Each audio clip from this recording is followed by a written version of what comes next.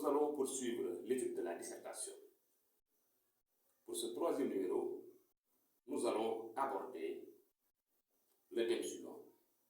Comment analyser une opinion dans un sujet de dissertation. Pour faire ce travail, il faut insister sur trois éléments fondamentaux. Repérage du thème général, déterminer les formes de construction de l'opinion et ensuite terminer par étudier les mots porteurs de sens qu'on appelle les mots clés. Pour cette vidéo, nous allons nous focaliser sur le repérage et l'analyse du thème général.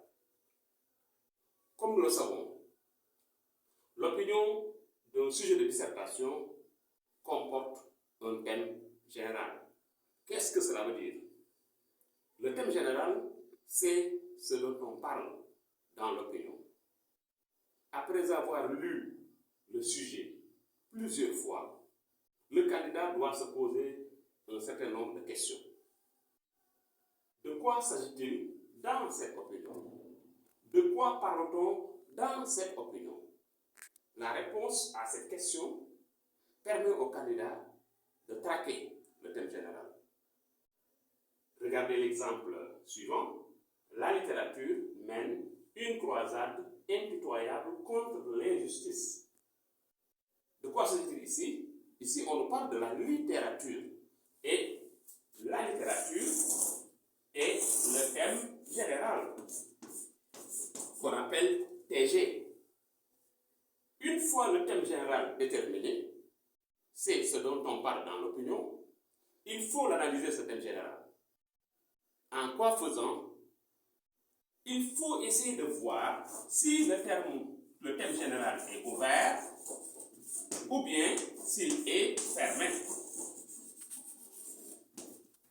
Extrêmement important.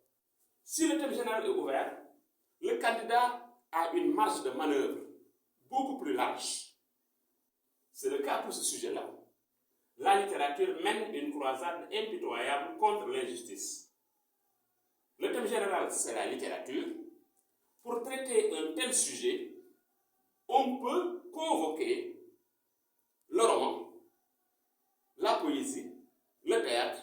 Ça veut dire qu'on peut convoquer plusieurs genres littéraires parce que nous avons affaire à un thème général ouvert. Il se peut, et c'est possible, qu'on tombe sur un thème général fermé. Par exemple, quand je dis la poésie est l'expression des sentiments personnels. Le thème général, c'est la poésie.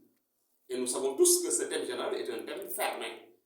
Parce que pour élaborer un tel sujet, on se limite exclusivement à la poésie. On n'a pas le droit de convoquer d'autres genres tels que le roman, le théâtre, etc., etc. Alors, le thème général aussi, son repérage est important parce que le thème général nous facilite l'approche du sujet. Une fois au niveau de l'introduction, si le thème général est repéré en amont, on peut, si l'on veut, mettre en place ce qu'on appelle l'approche définitionnelle. Pour commencer mon introduction, là où on dit au candidat qu'il faut amener le sujet, pour amener le sujet, je peux m'appuyer sur le thème général. Ça veut dire que je donne une définition du thème général. C'est ça qu'on appelle une approche définitionnelle. Une fois maintenant le thème général repéré, mais il faut également aller vers le reste de l'opinion. Le reste de l'opinion, c'est ce qu'on dit du thème général. Et ce reste-là est appelé thème précis. Il y a certains qui disent thème précis, d'autres peuvent l'appeler thème particulier, thème restreint. Il y a plusieurs appellations possibles. Ça veut dire qu'on prend le thème général, on en dégage un seul aspect. Et cet aspect est ce qu'on appelle le thème précis. Si nous regardons ici dans ce sujet, on parle de littérature, mais on a pris un seul aspect de la littérature, ça veut dire cette dimension engagée de la littérature. Voilà un thème précis.